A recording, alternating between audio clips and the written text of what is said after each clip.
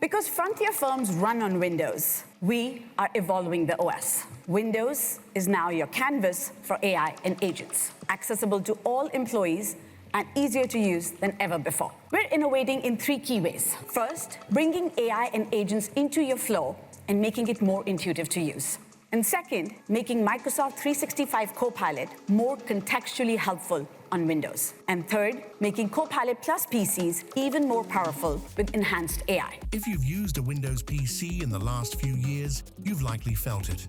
A subtle shift. The feeling that the computer you paid for isn't really yours anymore.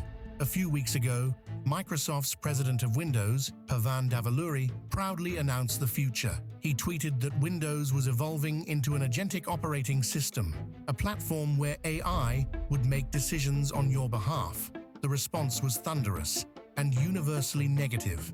Users were furious. They called it an invasion of privacy, a desperate cash grab, and nonsense that no one wants.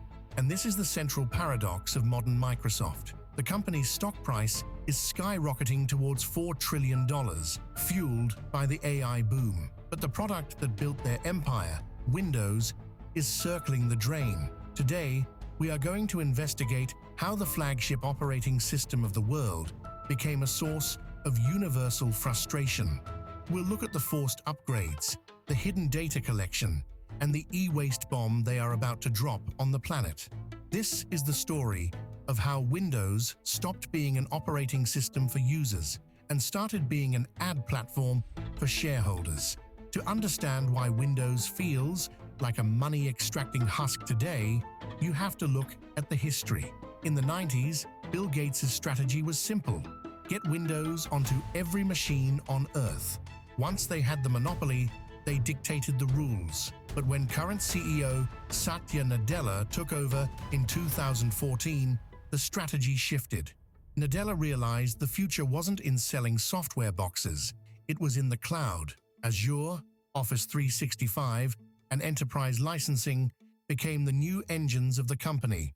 And it worked. Microsoft is now incredibly profitable. But here is the catch. When the vast majority of your revenue comes from corporate cloud contracts, home users stop mattering. Their complaints don't threaten the bottom line. This is why Windows 11 feels the way it does. It is no longer a tool aimed at consumers. It is a funnel designed to push you into Microsoft's subscription ecosystem. And the tactics they are using to get you there are becoming increasingly aggressive. Let's look at the user experience. If you have purchased a copy of Windows, the very least you should expect is an ad-free experience. Yet, advertisements are now littered throughout the user interface, disguised as recommendations. They have removed the ability to easily create a local, offline account. You must sign in with a Microsoft email, tying your PC identity directly to their cloud. They constantly nag you to use OneDrive, to subscribe to Office 365. It's a relentless attempt to squeeze every last dime out of you. Even shutting down your computer is no longer simple. Windows insists on installing updates at the worst possible times. It's a small thing, but it reinforces the feeling that you are not in control of your own machine. The OS has become so bogged down with this background junk, telemetry, syncing, ad delivery, that the user interface is measurably slower than previous versions. Microsoft even admitted that OneDrive syncing in the background was slowing down user PCs. But slowing down your PC was just the beginning. Next, they decided to watch everything you do on it. The breaking point for many was the announcement of a feature called Recall. Microsoft pitched it as a convenient tool that used AI to help you remember anything you've seen on your PC. How did it work? By taking a snapshot of your screen every few seconds, storing it in a database on your hard drive, and letting an AI scan it. Security experts were horrified. They immediately pointed out that this database, containing screenshots of your emails, your private chats, even your banking info, was initially not fully encrypted. Any malware that got onto your PC would have an instant searchable history of your entire digital life. Microsoft claimed it was safe because the data was stored locally.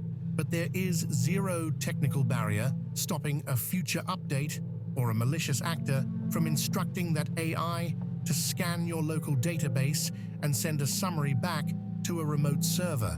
The backlash was so severe that Microsoft was forced to delay the feature and make it opt-in. But the damage was done. It was proof that Microsoft's obsession was now prioritizing data collection over user privacy and security. But perhaps the most damaging decision Microsoft has made isn't about software at all. It's about hardware. In October 2025, Microsoft will officially end support for Windows 10. Roughly 400 million people are still using it. Microsoft's message is clear: upgrade to Windows 11 or buy a new PC.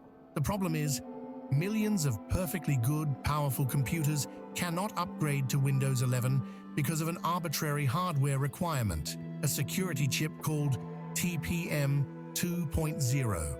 This means that overnight, hundreds of millions of functional PCs will become obsolete. They will be tossed into landfills, creating one of the largest environmental disasters in the history of computing. All because Microsoft wants to force an upgrade cycle. When you combine the ads, the forced accounts, the spyware concerns, and the planned obsolescence, it's no wonder people are finally reaching their breaking point. Users who want control and privacy are moving to Linux.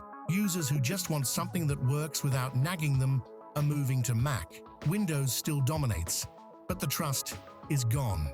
Microsoft seems content to turn their operating system into a cash extraction machine for shareholders. But they are forgetting the most important lesson of tech history. No monopoly lasts forever, especially when your users actively despise the product. If you enjoyed the video, don't forget to like and subscribe. Check out my other video about the $1.3 billion ghost town.